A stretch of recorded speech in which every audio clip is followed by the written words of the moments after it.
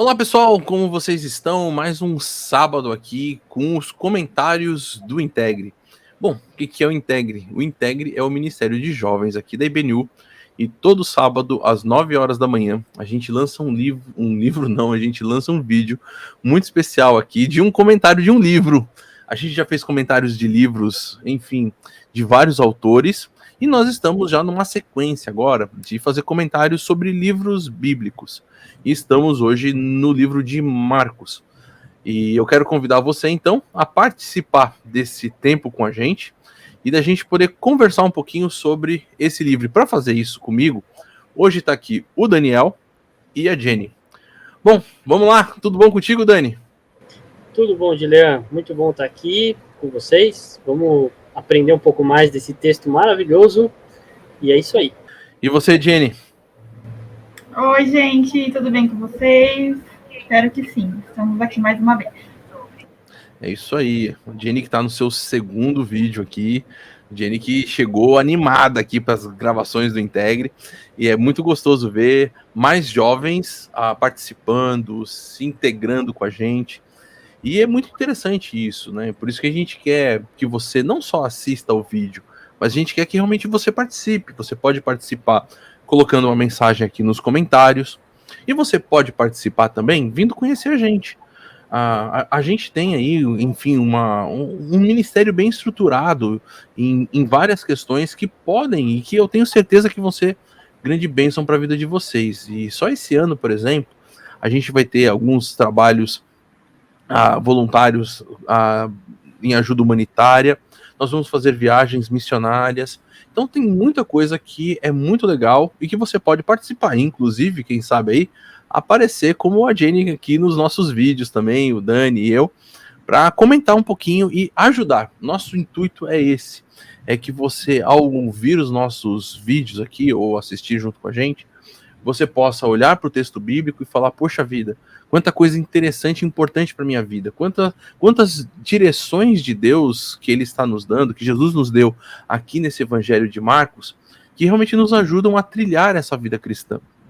E é por isso que eu quero convidar você a assistir. Aí em cima da cabeça do Dani vai aparecer uma linguetinha com o link de toda a nossa playlist aqui no canal do YouTube da IBNU. E aí você pode maratonar bastante, assistir bastante vídeo, que vai ser muito legal. E o que está acontecendo aqui, pessoal? A gente está no livro de Marcos, no capítulo 12, e o capítulo 11 foi um capítulo muito emblemático. Afinal de contas, nós tivemos a famosa entrada triunfal de Jesus. Jesus está agora nessa reta final da sua vida, onde ele vai agora caminhar por esse processo que já vai levá-lo até a crucificação. E os ânimos estão extremamente acirrados. A gente viu que na entrada triunfal, como ela é conhecida, né? Jesus foi entrando, o povo saudando, mas não é todo mundo que estava feliz da vida com isso. E ainda no capítulo 11, a gente vai perceber como os ânimos estavam bastante acirrados. O pessoal estava meio assim, com sangue nos olhos, né? Para poder pegar Jesus. E o finalzinho do capítulo 11, inclusive, vai mostrar que os líderes religiosos ali da região estavam querendo pegar Jesus em alguma coisa. E eles, inclusive, estavam questionando a autoridade de Jesus.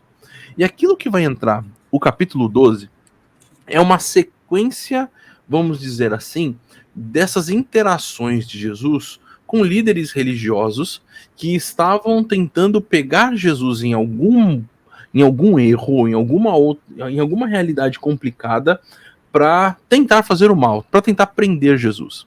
Eu acho isso bastante interessante, significativo, porque desde o começo do Evangelho de Marcos, ele deixa claro que Jesus veio para exatamente os doentes, veio para servir, veio para dar a vida por nós. Então Jesus, ele vai dar a sua vida de forma voluntária. É claro que aquelas pessoas não tinham como saber isso naquele momento, apesar de Jesus já estar anunciando isso. Olha, gente, eu vou dar a minha vida, eu vou morrer por todos. Mas essas pessoas, pela raiva, pelo ódio, pelo descontentamento, porque tinha alguém ali que não estava caminhando dentro daquele projetinho que era o que eles tinham colocado e tinham, de certa forma, até mesmo, vamos dizer assim, encaixotado Deus dentro de é aqui e só aqui que pode andar, o pessoal ficou revoltado. E a primeira parábola que nós temos nesse capítulo 12 ilustra exatamente essa revolta do pessoal, que é chamada, né, dessa parábola da vinha.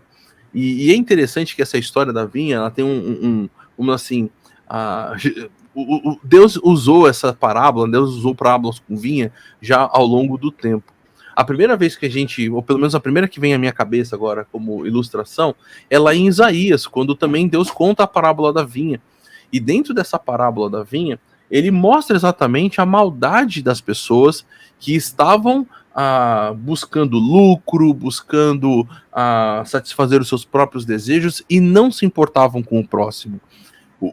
O final da parábola da vinha lá de Isaías é exatamente esse. Ele fala assim, Deus deu tudo para vocês, e aí, em vez de vocês retribuírem aquilo que a gente esperaria seja uma retribuição a Deus, a ideia é, vocês receberam tudo exatamente para ser uma bênção para o próximo, e vocês não foram.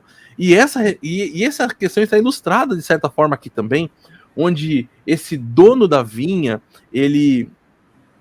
enfim, enviou alguns dos seus mensageiros ali para ver como é que estava a situação, e ele percebeu que o que ele recebeu foi agressão, e agressão tamanha. Isso que você mencionou, né, de Isaías, e também essa primeira parábola de Jesus, essa parábola é muito marcante para mim, porque quando eu leio isso aqui, eu estava me preparando aqui para esse nosso vídeo, né? E uma das coisas que surge à minha mente é o cuidado que a gente tem que ter, e Jesus, com certeza, ele está falando sobre isso, o cuidado que a gente tem que ter com a forma com que a gente enxerga as coisas de Deus. Porque essas pessoas aqui, esses líderes religiosos, isso vai ficar claro não só no Evangelho de Marcos, mas em todo o Novo Testamento, vai ficar muito claro que esses líderes religiosos estavam tentando fazer tudo pelo próprio desempenho, né? Então, o que eles queriam era que Deus ficasse meio que devendo para eles, né? Então, olha só, eu vou fazer as coisas aqui do meu jeito, Deus, e aí o Senhor gostando ou não, o Senhor me abençoa aqui, fechou? E aí era mais ou menos dessa forma que eles enfrentavam, que eles entendiam a relação com Deus. E Jesus, ele vem mostrar que essa relação que essas pessoas tinham era tão absurda, chegou num extremo tão grande, que eles chegaram a bater nos servos que o Senhor mandou para a vinha, né? Que é uma espécie aí de forma de falar dos profetas, e chegaram até a matar o próprio filho do Senhor da vinha, que fica muito evidente, está falando de Jesus, né? E então, como esse texto, ele mostra para a gente de forma tão clara que a gente tem que tomar cuidado com a forma com que a gente encara a nossa relação com Deus. A relação com Deus, ela precisa ser dirigida, como você bem falou aí no comecinho, né? Como que a gente vai dirigir a nossa vida cristã? Isso acontece quando a gente olha para Jesus.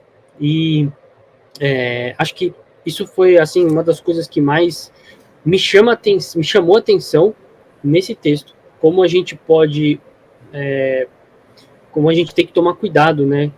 Para não fazer como essas pessoas, depender do próprio desempenho, mas sim olhar para Jesus. Ele é o autor e consumador da nossa fé, ele veio nos salvar, então ter essa atenção especial, não somos nós que nos salvamos, Jesus é quem nos salvou. Exato, e é interessante porque esse texto mostra, vamos dizer assim, o esforço que Deus tem feito em nossa direção ao longo de todo o tempo, né? Então, que não é que, eles precisavam de salvação, eles não estão muito bem, ou tá acontecendo alguma coisa assim. Então, eu tô fazendo isso aqui. Aceitou, não aceitou. Deus tá falando, olha, ao longo dos anos, esse dono da vinha tá enviando gente. E, inclusive, falando assim, olha, eu vou fazer o seguinte, eu vou enviar o meu filho, porque esse aqui não é possível que o pessoal não perceba. E aí, então, a pergunta que, pelo menos para mim, fica não sei como é que fica para Jenny também, mas e aí? Eu vou receber esse filho do dono da vinha ou eu vou continuar agindo como esses caras que estão fazendo aí o mal, né? Que estão querendo, como o Dani falou, buscar tudo pelo seu próprio esforço, ou rejeitando exatamente essa vinda de amor que foi oferecida pelo Senhor da vinha, pelo Deus dos céus. Acho que é um pouco disso. Então, vale essa reflexão para você de como fica essa situação em relação à sua vinha. Vamos continuando aqui. E o que vai acontecendo? É interessante que não para, as coisas aí continuam chegando, o pessoal tentando pegar Jesus aí em alguma coisa. E nós temos aí mais duas, pelo menos, parábolas que a gente, até por causa do tempo, a gente vai tentar meio que juntar aqui. Que é a questão do imposto a César e a questão do casamento. Por quê? Porque são líderes religiosos. Em todos esses momentos, líderes religiosos estão ali tentando pegar Jesus em algum erro. E o que me chama a atenção é que Jesus responde de uma forma que todos aqueles que foram buscá-lo com a intenção maldosa, vamos dizer assim, de pegá-lo, saíram de lá com alguma coisa que confrontava a sua própria percepção. Então, por exemplo, nessa primeira, você tinha fariseus e herodianos. E Jesus, então, ele fala assim, olha, é o seguinte, se você acha que a questão aqui principal é César, né, é Herodes, é o Império Romano, você tem que lembrar que você tem que estar conectado com Deus, mas que você também está aqui nessa terra, e não adianta então você, não, eu vou lutar contra tudo e todos e não sei o que, eu quero que tudo, que o governo acabe e tal. Olha, se você tem que pagar o seu imposto, então pague o seu imposto. Parece que Jesus está querendo mostrar que nós temos que ter uma vida bastante equilibrada aqui. E isso está conectado com isso. Manda, Dani. E isso traz uma questão muito prática para a gente, porque é a paz que Jesus está anunciando para o nosso coração de que Deus está no controle da história, né? Uhum. Então, muitas vezes, quantas vezes a gente não olha assim para a nossa vida, né? Tem um problema X, tem uma situação Y, sei lá, tem alguma coisa acontecendo na minha vida e eu não sei o que fazer. Bom, a gente tem essas duas esferas. Tem a esfera da nossa vida que nós temos que, como disse Jesus aqui, né? Dar a César o que é de César. E nesse sentido, isso significa cumprir com o nosso dever como cidadão, mas também confiar em Deus, que Deus, ele está no controle das coisas. E isso me lembra até de uma situação particular que eu já presenciei, né? No meu trabalho, inclusive, que, assim, constantemente, até na nossa vida, no nosso cotidiano, a gente vê situações em que a gente é convidado a talvez agir em arrepio à lei, quer dizer, fazer algo contra a lei, ou uma fraude, ou alguma coisa errada, enfim. E às vezes isso está tão, que nem filme pirata, já se comentou muito sobre isso, e tudo que tem de coisas, né? Mas Jesus, ele dá uma certa tranquilidade para o nosso coração nesse aspecto, de que tem aquela revolta, né? Eu não vou pagar imposto porque eu não vejo o meu imposto sendo aplicado e tudo mais. Mas Deus está no controle de todas as coisas e Jesus está dando essa paz para a gente. Né? Então, num certo sentido, para os fariseus que olhavam para o sistema de impostos e falavam assim, isso aí é tudo injusto, não vamos pagar imposto, vamos nos rebelar, ou a outra os herodianos. Os herodianos, né? Que falavam, não, a gente tem que pagar impostos e o resto não é mais importante. Então, assim, Jesus está falando, olha, tem as duas realidades e a gente precisa viver de acordo com as duas. A gente não pode sair do ponto de equilíbrio. Jesus traz um paradoxo da vida cristã, né? O paradoxo da vida cristã é aquele... Nós estamos no mundo, mas não somos do mundo, né? Então, é basicamente esse paradoxo que ele está, enfim, propondo para a gente pensar, né? E isso envolve os sistemas políticos e religiosos. Diga, Jenny. Não, realmente, esse paradoxo, né, que realmente é o dilema da vida cristã, né? Porque tem o físico, tem o espiritual e um não anula o outro, né? Então, Uhum. como que a gente vive nesse mundo de uma forma que agrade a Deus, mas também que a gente não fique só no espiritual, como mesmo na outra parábola, que eles se questionam, estão se preocupando tanto com o espiritual, que eles vão falar da mulher, né? Ah, quem vai falar com a mulher? Então, assim, totalmente desnexo, né? E de vez de você concentrar a sua vida aqui, as suas atitudes aqui, você começa a se preocupar com coisas que não faz o mínimo sentido.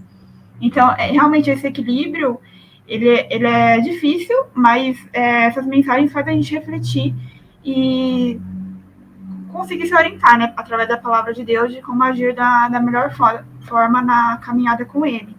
E, gente, isso que a Jenny tá falando, eu fiquei pensando aqui enquanto ela tava compartilhando aqui, porque ontem eu tava num geek da IBNU e a gente tava falando exatamente sobre isso, porque o que acontece? Apesar da gente muitas vezes dizer que não, na verdade, a maior parte acaba continuando vivendo e a gente também sendo influenciados a viver uma total dicotomia entre aquilo que é a vida espiritual e aquilo que é a vida não espiritual, vamos dizer assim. E aí é o grande ponto, porque não existe vida não espiritual. Porque parece que é o seguinte, não, de domingo eu vou à igreja, que já tá errado, você é a igreja. De domingo eu tô conectado com o sagrado, e na segunda-feira eu tô escovando o dente para ir trabalhar, entende? Ali eu vou ganhar o meu dinheiro. Só que é interessante, porque quando daí perde o emprego, aí, Senhor, me dá um emprego, né? Me ajuda com esse negócio. Por quê? Porque exatamente o meu emprego, a minha faculdade, o meu cursinho, enfim, aquilo que eu faço no meu dia a dia não está desconectado dessa história de Deus e daquilo que envolve a nossa percepção divina. Inclusive, como o Dani colocou e a Jenny também, o pagar o tributo, inclusive aquilo que envolve as questões do dia a dia. Coisas como simples, como, de repente, as relações com o Estado, as relações com os relacionamentos. Afinal, quando a gente está falando sobre um casamento, a gente está falando sobre relacionamentos. Então, assim, tudo isso está envolto nessa percepção. E qual é o grande problema? É aquilo que Jesus vai questionar. Gente, vocês não sabem as escrituras e nem conhecem a Deus. Aí que a coisa fica complicada, poxa vida. Como assim? Como eu vou viver uma vida espiritual se eu não conheço as escrituras e nem conheço a Deus? Eles não sabiam, por exemplo, quem Deus era naquilo que envolve a sua relação com o homem. Afinal de contas, morreu. E o Antigo Testamento, e é isso que Jesus vai levantar, mostra o tempo inteiro, Deus é o Deus de Abraão, de Isaac e de Jacó. Deus é o seguinte, Deus é vivo, Deus está vivo, Deus é a vida. E ele está relacionado com vida também. É por isso que Abraão, Isaac e Jacó são mencionados, e são mencionados como pessoas, que estão nesse relacionamento com Deus. Não é pessoas que se relacionaram no passado, mas que estão no relacionamento. E isso é aquilo que é para mim e para você também. Essa vida do relacionamento com Deus diário, nas coisas que envolvem a nossa relação, seja da viagem, pensando aqui Abraão, Isaac, Jacó, são pessoas que fizeram o quê? Que viajaram, que moraram com parente, que passaram dificuldade, que passaram fome, que inclusive fizeram coisa errada, mentiram ali por causa da sua mulher, mas que envolve que em tudo isso, nas coisas certas e nas coisas erradas que fizeram, Deus estava presente. E Deus caminhava com eles. Deus estava exatamente nessa relação próxima de amigo. E é exatamente isso que nós vamos ter como no Novo Testamento. Onde Jesus vai dizer, olha, eu já não chamo vocês de servos, mas de amigos. Por quê? Porque inclusive vocês sabem aquilo que eu vou fazer. O amigo sabe o que o outro vai fazer. E é isso que Jesus quer. Em vez de ficar pensando, não, como é que vai ser... vamos vivendo a nossa vida. E isso marca aquilo que vai ser, vamos dizer assim, a parte positiva. Porque Jesus, ele tá... E parece que Marcos está tentando nos mostrar com isso, que em meio a todo esse debate e questões que estão, Jesus está apontando o coração de pessoas que estão conectadas com a sua mensagem e com o reino. Por quê? Porque agora vai chegar mais um desses grandes sábios religiosos aí e fazer a pergunta para Jesus, que Jesus fala... De certa forma, Jesus fala assim, cara, você não sabe nem o que você está perguntando. Porque quando ele fala assim, qual é o maior mandamento, Jesus responde 2. Ele fala assim, olha, você não entendeu ainda que não dá para desconectar as coisas, né? Ele fala, ó, é amar a Deus e amar ao próximo. Não tem, tipo, esses dois formam um único mandamento que é o primeiro e o segundo, mas que estão conectados. Eles são inseparáveis. E isso envolve... E quando, então, o líder religioso, um daqueles que estava ali, fala assim, que resposta incrível!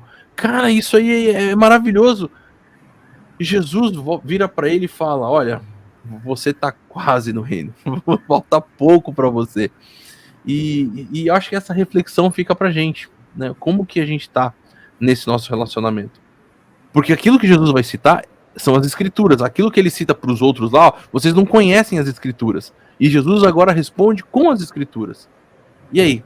Será que vale a pena conhecer as escrituras?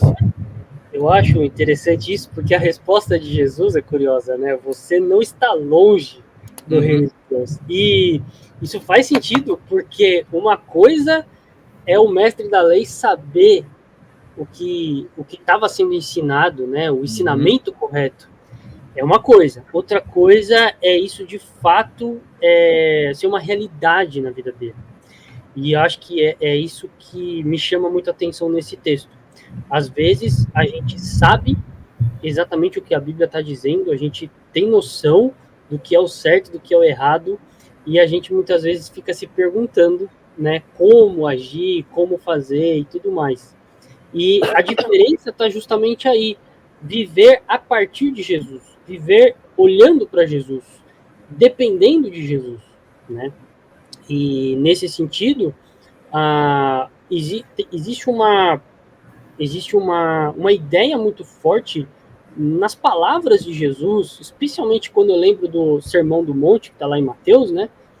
Quando Jesus fala que nós somos sal, nós somos luz. Então, é exatamente esse o caminho que Jesus ele ensina para a gente. É um caminho de não só conhecer, saber o que está escrito, mas, de fato, deixar Deus agir na vida das pessoas através de nós, né? Acho que é.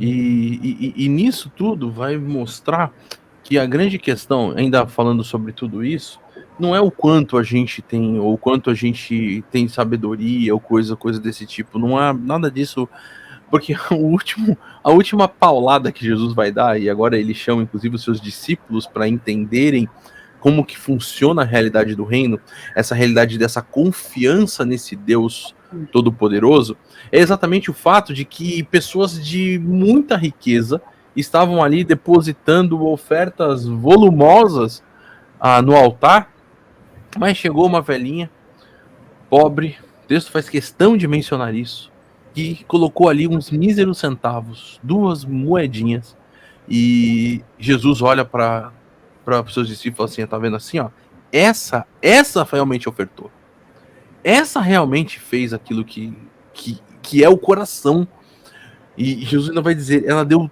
tudo o que tinha. Cara, isso aí é impressionante. É porque a motivação dessa senhora é a motivação correta, né?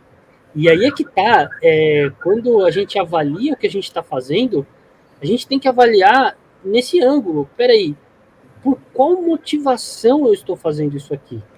Eu estou servindo a Deus por quê? Porque eu quero aparecer? Porque, né, enfim. Não, Jesus está falando que, como acontecia aqui, né, no pessoal que depositava as imensas riquezas, Jesus está falando, não, essa pessoa aqui, ela ama o Senhor, ela ama a Deus, ela coloca o reino de Deus acima de tudo. Ela vive porque ela quer glorificar o nome de Deus. E essa é a motivação que Jesus Cristo está, que me parece assim muito ressaltada nesse texto, né? Exato. A forma como Jesus diz, olha, ela não deu o que sobra. E eu acho que isso é uma reflexão pra gente, né? Mesmo se a gente pensar naquilo que eu falei sobre, por exemplo, essa vida tão dualística aí, o domingo é o que sobra, né? Afinal, é o dia que eu não vou pro trabalho mesmo, afinal, é o dia que... E se eu não for, né, ali, o pessoal vai ficar me perguntando que eu não vou, então eu acabo indo. Eu vou porque eu vou para encontrar meus amigos. sei lá qual é o motivo do porquê você vai àquela celebração. Porém, se a vida não está conectada com isso, se não é tudo o que você tem, então realmente está perdido. Você está como esses grandes ricos que deram o que sobrava. Não deram o coração. Não depositaram a confiança no Deus soberano, que fala assim, ó, mesmo que eu tô dando tudo isso aqui, eu tô dando tudo que eu tenho, né? Eu sei que Deus vai cuidar de mim, né? E aqui também não é um desafio de não, se você der 100, Deus vai te devolver 3 vezes mais. Não, a gente não tá falando nada disso aqui, não. Também não tô falando para você agora ir lá e esvaziar toda a sua poupança, quebrar o seu cofrinho, tirar todo o dinheiro que você tem no banco. E também não tô falando isso, não tô falando para você também ser irresponsável, porque não é o propósito do texto. O propósito do texto é você avaliar o seu coração, se você conhece as escrituras, se você conhece a Deus, e qual é esse relacionamento que você tem com ele de confiança nesse Jesus, inclusive, que vai morrer e vai ressuscitar para dar a vitória e a vida eterna para todos nós. Amém? E aí, Dani, vamos lá, para a gente encerrar esse vídeo aqui, que última mensagem você queria deixar aqui para o pessoal? Olha, esse texto que a gente leu hoje, ele traz muitas lições importantes, né? Então a gente vê aí essa questão da nossa motivação, por que nós estamos servindo a Deus, por que nós estamos dando ou servindo de tal forma ou de qual forma, qual é a motivação? É isso que a gente tem que avaliar. E uma outra coisa também desse texto, né, todo esse contexto de Jesus em volta desses mestres, desses religiosos, mantendo essa calma, tranquilidade, ensinando a gente a depositar nossa confiança em Deus, ensinando a gente que a gente está no mundo, mas a gente não é do mundo, né? E também que Deus nos deu tantas oportunidades e continua dando oportunidade, Ele está com o braço estendido para nós, para que nós possamos reconhecê-lo, para que nós possamos depositar a nossa confiança nele. Amém. Então, fazer de forma diferente do que aquelas pessoas que rejeitaram a Jesus, né? Fazer diferente delas. Então, acho que essa é a minha mensagem final aí para hoje. Uhum. Existe uma esperança que Jesus coloca nas palavras dele, que é a esperança de que nós podemos depositar nossa confiança nele, e que Deus cuida de nós. Então, acho que é isso. Beleza. Jenny, tô vendo que você tá com algumas dificuldades aí na internet. Vamos lá? Você quer deixar essa... Acho que melhorou agora, fazer aquilo que é certo. Uhum. Fazer aquilo que é certo, porque a gente sabe, né? Deus coloca no nosso coração. Infelizmente, a gente é muito conhecido pela desonestidade, né? Muito, o jeitinho brasileiro, mas dá para passar um pano nisso, no trabalho, dá para mentir enfim. A gente tem que parar de perder esses hábitos e realmente ter uma vida honesta, né? E realmente digna com Deus, né? Porque Deus sabe o que está no nosso coração. Essa mulher que fez a oferta, ela poderia muito bem falar, isso aqui não faz diferença, vamos ver as moedas que eu vou colocar, sei lá, podem me olhar de forma inferior, debochar, e não, ela não se importou com isso, ela deu o que ela poderia, o que estava no alcance dela, mais do que estava, né, porque era tudo que ela tinha, e Deus sabia do coração dela, isso é o mais importante, né, não é como os outros vão olhar, não é o jeito que eu vou orar, não é o jeito que eu vou falar, o que está no meu coração, e é isso que é o mais importante, né? Deus fala, ore no seu quarto. Então, é isso que a gente tem que ter para a nossa vida. Bom, pessoal, então Deus abençoe vocês, que vocês possam ter uma semana muito especial, e quero deixar o convite de sempre. Se você quer fazer parte do Ministério Integre, vem aí bater um papo comigo. Se você quer e mora aqui por São Paulo, vem fazer uma visita aqui na IBNU, Rua Tianguá, número 25. Nós temos a nossa celebração amanhã, às 10 horas da manhã. E Se você não está por aqui por São Paulo, acompanhe a nossa celebração online. Amanhã, às 9h30 da manhã, tem a nossa celebração aqui no canal da IBNU. Grande abraço para todos vocês. Tchau. Tchau, tchau. Tchau, tchau.